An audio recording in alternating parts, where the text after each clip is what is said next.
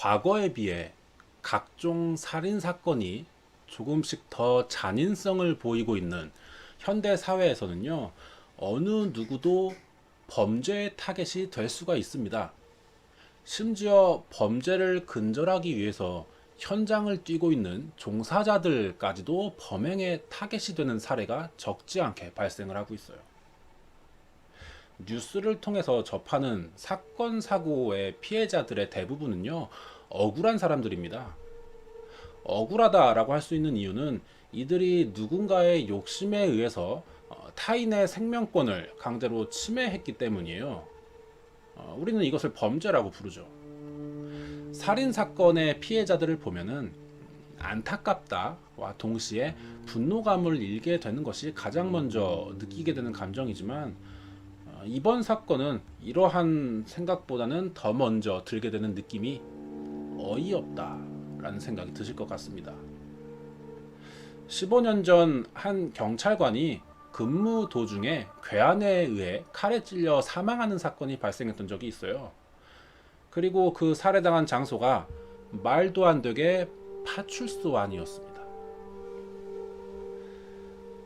시민의 치안을 가장 가까이서 담당하는 파출소 안에서 벌어졌던 이 살인 사건에 당시 지역 주민들이 굉장히 큰 충격을 받았었고요. 경찰은 대한민국 범죄사에 있어서 가장 큰 오점 중 하나를 남기게 되었으며, 동료의 억울한 죽음을 밝혀내기 위해서 경찰은 오늘도 이 사건의 뒤를 쫓고 있습니다. 2002년에 발생했었던 전주 파출소 살인 사건을 알아보도록 하겠습니다. 이날이 추석 연휴였다고 합니다. 9월 20일 밤 12시 50분쯤이었어요. 순찰을 마치고 복귀하여 파출소 문을 열게 된 경찰관의 눈에 가장 먼저 보인 것이 피를 흘리면서 책상에 쓰러져 있는 54살의 백선기 경사였습니다. 발견 당시 이미 사망을 해 있었고요. 목과 가슴을 흉기에 6군데나 찔려 많은 양의 피를 흘린 채 사망해 있었습니다. 사망 사건에 이은 또 한 가지 문제가 있었는데요. 당시 백선기 경사가 소지하고 있었던 그 389경 권총도 함께 사라진 상태였어요.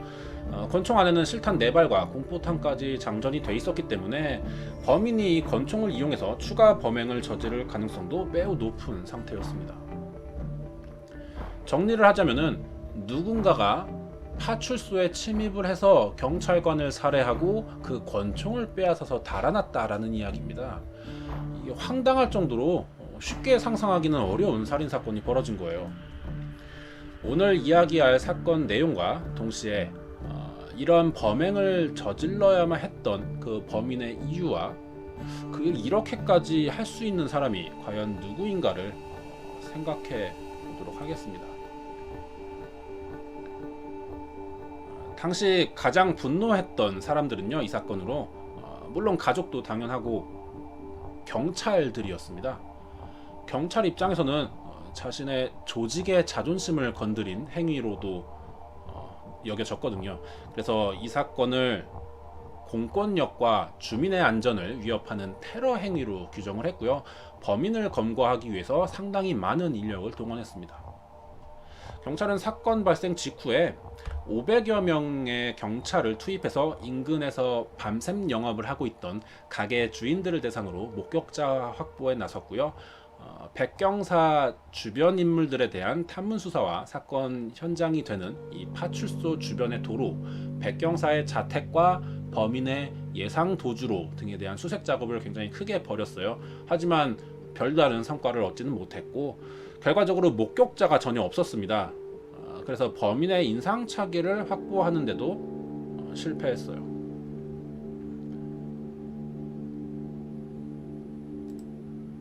아래 사진은 보통의 파출소 안에 설치되어 있는 CCTV의 모습입니다.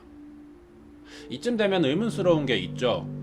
파출소라고 하면은 CCTV가 설치되어 있다 라고 하는 점은 어떻게 보면은 좀 일반 상식이라고 할 수 있을 정도로 쉽게 생각할 수 있는 부분인데, 파출소 내에서 만약에 살인 사건이 일어났다고 하면은 오히려 수사하기가 더 쉬울 것 같아요. 하지만 이 파출소의 사건 당일 날에는 CCTV가 설치는 돼 있었지만 작동하지가 않는 상태였다고 합니다. 그러니까 범인의 얼굴을 아무도 보질 못한 거예요. 현재 이 사건에 용의자를 추정할 수 있는 물적 단서는 없는 상태입니다.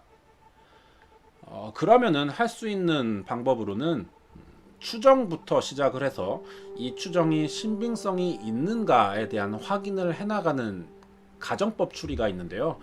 일단 유력해 보이는 세 가지 경우를 생각해 볼 수가 있을 것 같습니다. 첫 번째 가능성은 사망한 피해자에게 개인적인 원한을 가지고 있는 자에 의한 살인일 가능성입니다. 파출소 안에서 경찰관을 살인한다 라는 것은요, 무모하다라고 할 수 있을 정도의 범인의 입장에서 굉장히 위험 부담이 큰 행위가 되겠죠.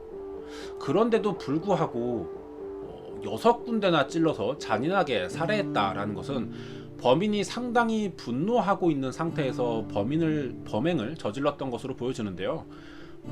지금 당장 이 사람을 살해해야만 한다라는 동기가, 나름의 동기가 강하게 작용되었다라고 볼 수가 있고, 그렇다면은 아마도 원한 관계에서 의해서 벌어진 피해자와 범인이 서로 얼굴을 알고 있는 면식 관계인 자의 범행일 가능성이 있겠죠. 두 번째는 파출소 담당 구역이라고 하는 그 관내에서 어떠한 범법 행위로 인해서 파출소에서 근무하는 경찰들과 갈등을 겪어본 사람일 가능성이에요. 실제로 이 사건이 벌어지기 며칠 전에 사망한 그 경찰관 피해자가 한 여성 민원인과 말다툼을 벌이던 도중에 얼굴에 상처를 입은 적이 있습니다. 이 여성 민원인에게 공격을 받은 거죠. 이것을 근거로 어떤 이 사건의 연관성을 찾으려고 했지만 혐의점이 나오진 않았거든요. 이런 식으로 파출소가 담당하는 사건 사고들의 특징은요, 사람 대 사람 사이의 분쟁이나 어떤 서로 간의 복잡한 이해관계에 따른 사건들이 주를 이룹니다. 예를 들자면은 가장 많이 일어나는 게 음주운전 단속 현장에서 측정을 거부하는 경우들이 그렇죠. 음주 측정 거부죄라는 게 있습니다. 경찰이 3회 이상 측정을 요구했지만 당사자가 이것을 계속 거부하게 되면요, 범법 행위로 규정이 돼요. 그런데 이것이 법으로는 명시되어 있는 조항이긴 하지만 사람에 따라서 어떤 사람은 경찰관에게 포관과 욕설을 하면서 음주 측정을 거부할 수가 있고요, 어떠한 사람은 상대적으로 점잖게 거부하는 사람도 있을 겁니다. 이럴 때마다 경찰관 입장에서는요, 상황에 따라서 유연성이 생기거든요. 정상 참작이라는 게 된다는 거죠. 교통신호 위반의 경우에도 경찰이 신분증을 보여달라고 요구를 하지만 벌금을 먹이지는 않고 그냥 봐주게 되는 경우도 있습니다. 그런 게 여기에 해당이 되는 거죠.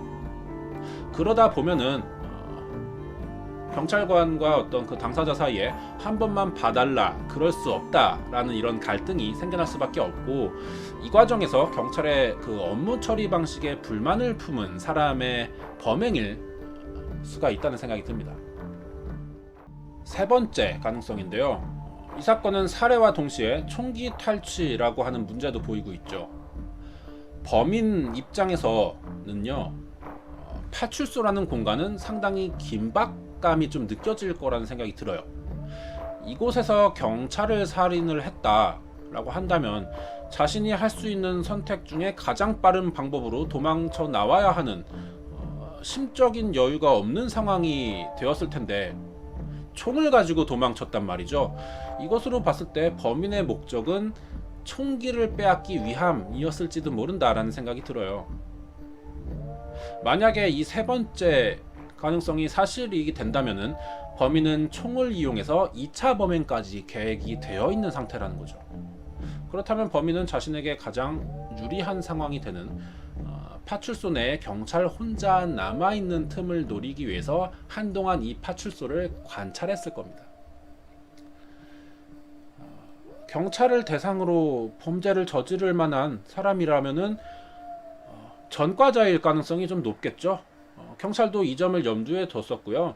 인근에 불량배와 정신병 이력이 있는 사람, 전과자와 최근에 출소한 우범자 약 300여 명을 조사해 봤지만 단서가 될 수 있을 만한 정황들은 포착되지가 않았었다고 합니다.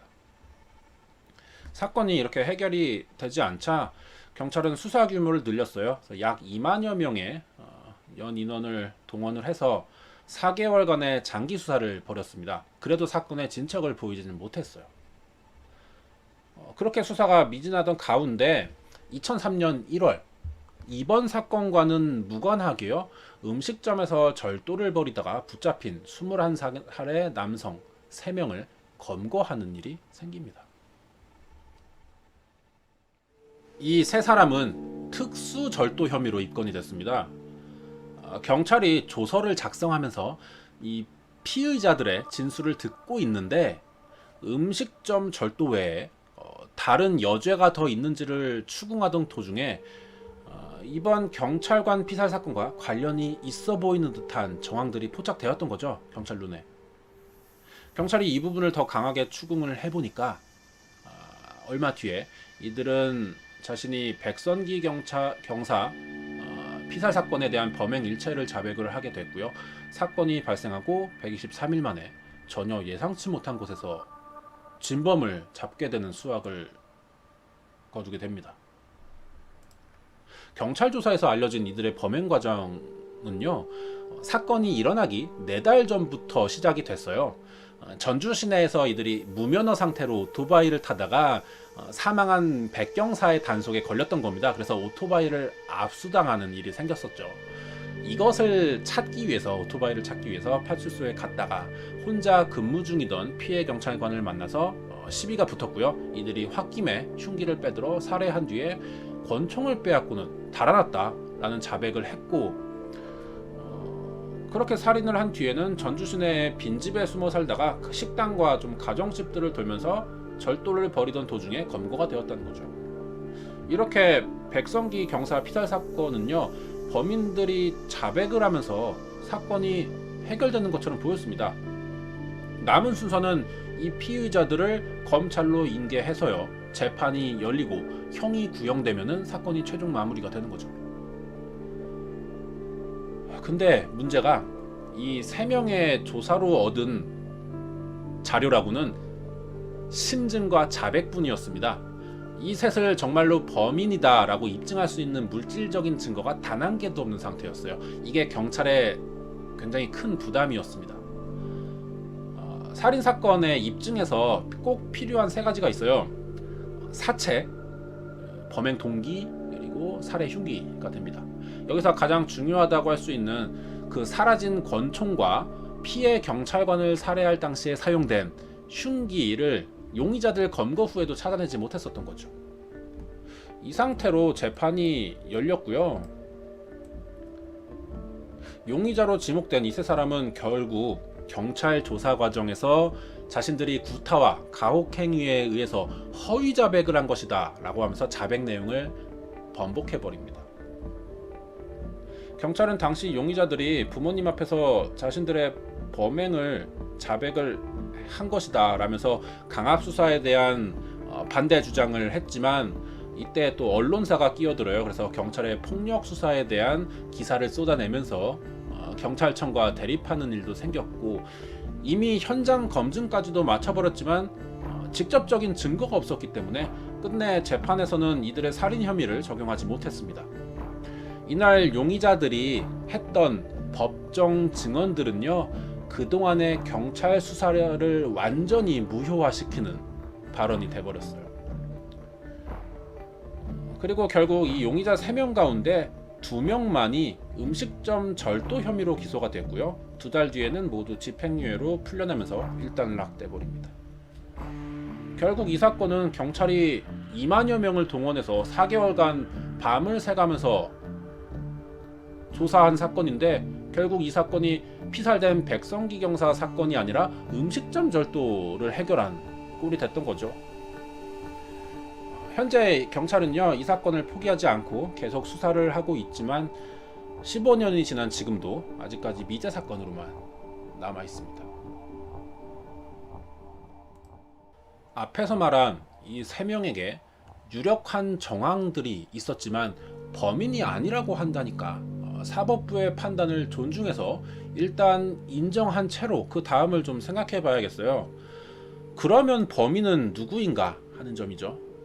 당시 부검 결과로는요, 백선기 경사의 사체에서는 저항흔이라는 것이 발견되지가 않았답니다. 그리고 현장 조사에서는 경찰을 살해하고 권총을 훔쳐내면서도 현장에는 지문이나 족적들을 전혀 남기지 않았었다 그래요. 경찰관이 저항흔이 없이 살해를 당할 정도였다면은 아마 전혀 상대를 경계하지 않았었다라는 뜻이 되지 않을까요? 그렇다면 범인은 여러 명이었을 가능성은 사실 좀 낮아 보입니다. 여러 명이 모여서 한 사람을 살해한다 라고 하면 피해자의 몸에서는 2가지 이상의 흉기로 인한 상처가 발견이 됐어야 하는데 그러진 않았었거든요. 범인이 만약에 여러 명이라면은 파출소 안에 여러 명이 들어갔어요. 경찰관 1명을 노리기 위해서 들어갔습니다. 그렇다면은 이 범인들은 피해자 단 한 사람에게만 집중이 되어 있을 거예요. 그랬을 때 한 명은 흉기를 들고 찌르는 역할을 맡았을 거고, 나머지 범인들은 피해자의 팔다리를 잡거나 제압하는 등의 행동을 했었겠죠. 이런 경우 피해자가 흉기에 의한 저항흔은 아니지만 신체에 강하게 압박되었던 흔적들을 찾을 수는 있습니다. 근데 부검 결과를 보자니 이런 것들은 모두 해당이 되지가 않고, 파출소라고 하는 특수성이 있는 공간에서 굉장히 빠른 시간 내에 살해 후 도주가 가능하려면은 조직된 형태의 범행보다는 단독으로 행동하는 것이 더 유리하다는 생각이 들거든요. 무리지어서 다녔다면은 목격될 가능성도 높아지고, 살인 현장에 범인이 만약에 셋이나 된다고 하면은 흔적 없이 빠져나간다는 것은 좀 쉽지가 않아 보이거든요. 그렇다면은 아무래도 면식범에 의한 단독 범행일 가능성이 매우 클 것이다 라고 생각이 듭니다. 아까 말한 그 경찰이 검거했었던 그 3명이 범인일 가능성은 아직도 좀 높기 때문에 경찰 조사에 따라 생각을 한다고 할 때도 나머지는 파출소 주변에서 좀 망을 보는 듯한 감시 형태를 보였을 것 같고, 직접적인 범행을 저지르기 위해 파출소 내에 침입한 사람은 1명이지 않을까, 이럴 가능성이 커 보입니다. 피해자의 혈흔이 바닥에 떨어져 있던 것으로 봐서 범인은 범행 후에 파출소 뒷문을 통해서 빠져나간 것으로 추정을 하고 있어요. 정황상 범인이 용의주도 1명이 있고, 사건이 일어난 파출소 내부와 주변 지리 사정에 밝은 사람일 것이다 라는 생각이 드는데요. 범행 전에는 아마도 미리 답사를 했을 것이고요. 범죄라는 행위에 상당히 익숙한 인물일 가능성이 높겠죠. 범행 동기를 따져보자면은 사건 소개에서 말했었던 그 총기 탈취가 주 목적이었을 가능성이 그래도 현재 밝혀진 자료상은 가장 높지 않을까라는 생각이 들고요. 범인의 심리로 생각해 볼 때 방금 사람을 살해했습니다. 그 다음 행동은 현장에서 빨리 벗어나야 한다라는 생각을 하죠. 그게 상식적이에요. 만약에 조금의 여유가 더 있다면은 자신의 살해 과정을 되짚어 보면서 자신이 남겼을지 모르는 흔적들을 지우고 도망치고 싶었을 겁니다. 더군다나 경찰이 근무하는 파출소라고 하면은 이런 심리는 더 크게 작용을 할 거예요. 그런데도 범인은 피해자가 소지하고 있던 권총을 빼앗아갔다는 거죠. 애초에 권총을 노리기 위해 저지른 범죄일 가능성을 생각해 봐야 합니다. 이 권총만 찾아낸다라고 하면은 범인이 쉽게 잡힐 것 같아요. 하지만 경찰 수사를 통해 권총을 찾는 것은 현재 상태로는 실패하고 있습니다. 이번 사건은 파출소에 근무 중인 경찰관이 2명만 되었더라도 일어나지 않았을 겁니다. 현재 국내 지역 파출소는요, 순찰을 나갈 인원이 부족할 정도의 인력 부족 현상을 보이고 있는 곳이 꽤 많이 있는 것으로 조사되고 있어요.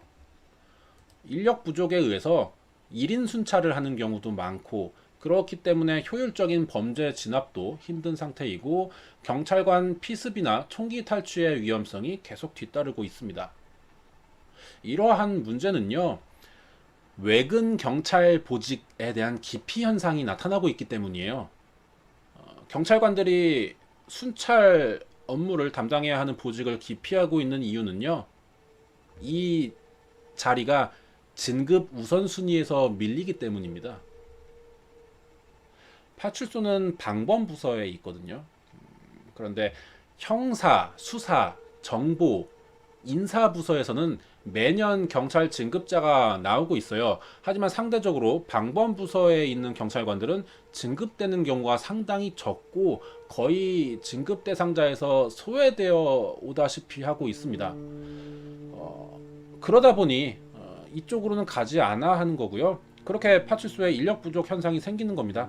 파출소에 인력 부족 현상이 생기다 보니 예산이 적게 책정이 될 것이고요. 그렇다면 파출소의 기능이 떨어질 수밖에 없습니다. 이게 곧 우리 안전 문제로 나타나게 되는 거죠.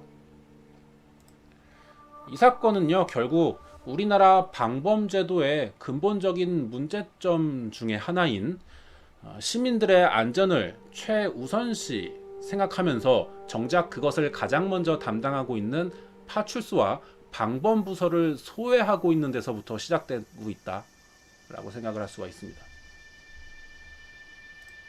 이 사건은 2002년 9월에 발생했었던 전주 파출소 경찰관 살인 사건이었습니다.